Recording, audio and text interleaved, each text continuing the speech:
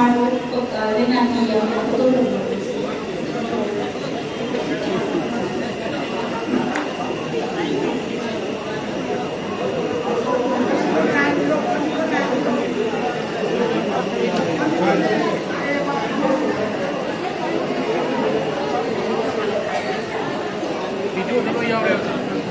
Bisa nih nong lagi, nong pernah sih.